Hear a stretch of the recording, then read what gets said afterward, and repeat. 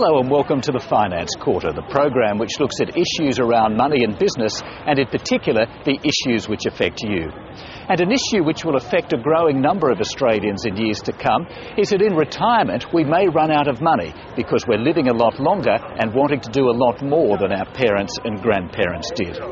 It's for that reason that products like reverse mortgages are growing in popularity. But reverse mortgages come with considerable risk, which is why I've come to the University of New South Wales to speak to Professor Michael Sherris from the Australian School of Business. Professor Sherris, what are the attractions of reverse mortgages? So the main attraction of a reverse mortgage is being able to unlock the equity in your house. So typically when you reach retirement you have a lot of assets, including your own home, and you have a need for income. So one of the ways of unlocking the equity in your house and converting it into income is through a reverse mortgage. What are the mechanics of a reverse mortgage? How does it work? So the way a reverse mortgage works is you borrow against the equity in your house, but the borrowing that you take is either in a lump sum or an income form, but you don't make repayments. The repayments are made out of the value of your house when the loan terminates. And the loan terminates typically when you move out of the house or when you die. So the balance of the loan just accumulates with interest and it's secured against the equity in your house. So your equity in your house diminishes over time. Is that the biggest risk with a reverse mortgage? That's one of the very major risks. Of course, equity in your home can be used for many different purposes. For example, when you reach older ages, you want to move into an aged care facility, you often would use your house. If you've used up that equity by converting it into an income stream or using it for consumption in the meantime, you may not have enough equity to then convert into a reasonable aged care facility. And so children could be left having to find the bond for a nursing home. That's right. And if you have a reverse mortgage that doesn't include what they call a no negative equity guarantee, then they may also have to fund the excess of that loan over the value of the house, but also costs like moving into a retirement facility or an aged care facility. And I guess there's a social side as well. For children with elderly parents, they might reasonably expect that their inheritance is going to be the family home, and they might get a shock to find out that there's nothing there. Well, that's right, exactly. I mean, when people look at using reverse mortgages, they have to think about whether they want to have an inheritance for their children and how they're going to arrange that. And if they are looking at reverse mortgages, they obviously need to discuss that with family. So given the risks involved in reverse mortgages, what types of people do you think are suitable for a reverse mortgage? Well, many people, when they do reach retirement, may not have enough resources beyond the age pension to provide an income in retirement.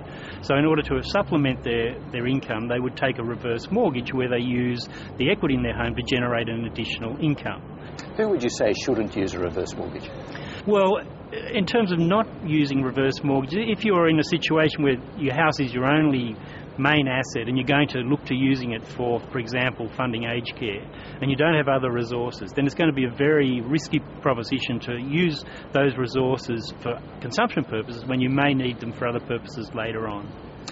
Just looking at it a different way, if you find you need more income or more freed up capital, why not sell your house, move to a smaller house and free up your own money? Yeah, that's another alternative. So when you start looking at financing your retirement, there are many different ways of doing it. Reverse mortgages save you from actually doing that, so you can continue to live in your house.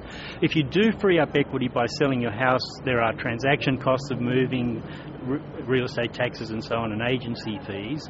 But also you then release capital that then will be subject to means testing when it comes to age pension, and also there'll be tax to be paid on that because it'll be outside of the superannuation system. So you've got to weigh up the pros and cons and find out what suits you best. That's exactly correct. There's lots of issues to be weighed up and thought about with reverse mortgages. That's what makes them a complicated product. It's not a simple loan. There are lots of issues around the equity in your house being used up, other uses that you could make for that equity, other people involved in terms of children and family. Well, there's a lot to think about there. Professor Michael Sherris, thank you very much for your time. My pleasure.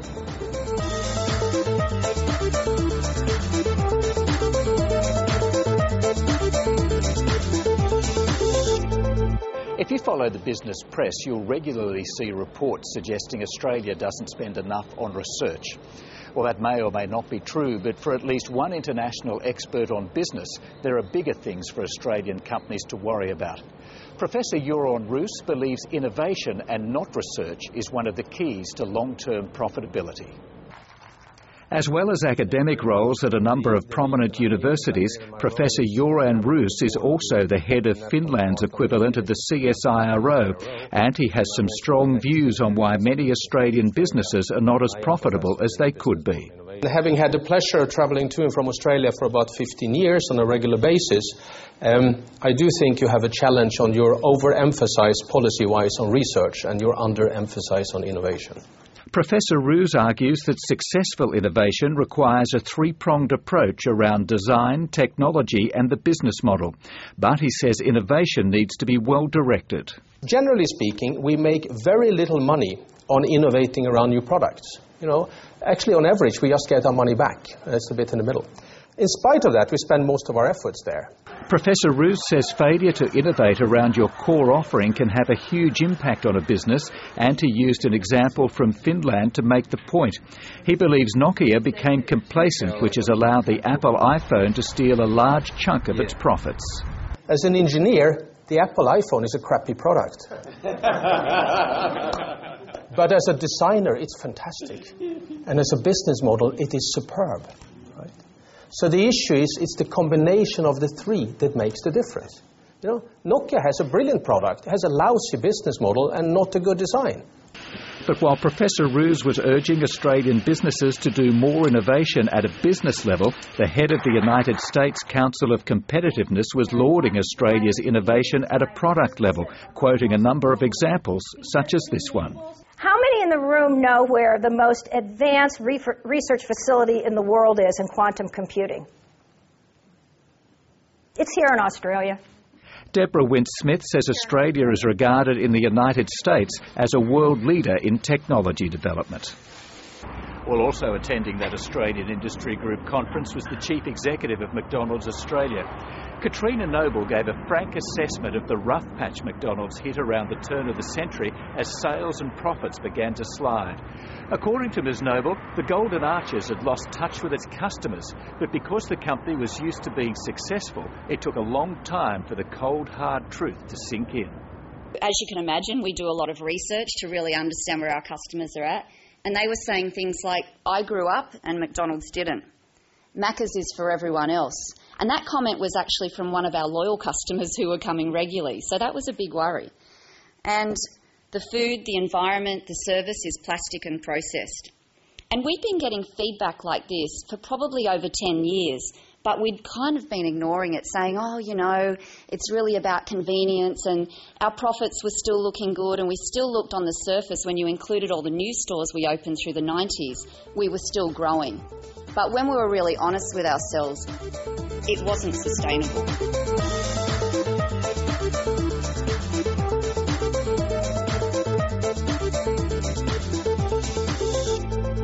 If you have a question around money or business, just drop us an email at thefinancequarter@your.abc.net.au and we'll do our best to come up with an appropriate answer. Now, Harry Smedman from Adelaide has written to us asking about stapled securities. Harry says, as an investor, it's a significant nuisance having to keep the special records relating to capital gains and tax-deferred distributions from stapled securities, and also the complications when restructuring occurs. And he asks, what are the advantages of such stapling arrangements?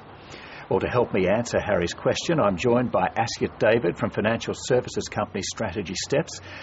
And Asyut, stapled securities seem to be very popular with listed property trusts such as Stockland, Westfield Multiplex and so on. What are stapled securities? A stapled security is a structure which puts together two different types of legal structures and which are then traded as one unit. So in the case of property trusts, they tend to be the property trust itself, so a trust attached to the shares of the company that manage that trust, and those two are traded as one entity called a stapled security. But nonetheless, they are two separate structures. And from a tax point of view, say income tax, trusts and companies have very different rules around them. That's right. So when we look at the income tax that comes from a trust, the distributions are paid to the investors of that trust, and those distributions may include a number of different elements. They may include some deferred tax components which have some tax advantages for the investor. They may also include the rental income that comes from the property trust, which are included in the investor's tax return for that year.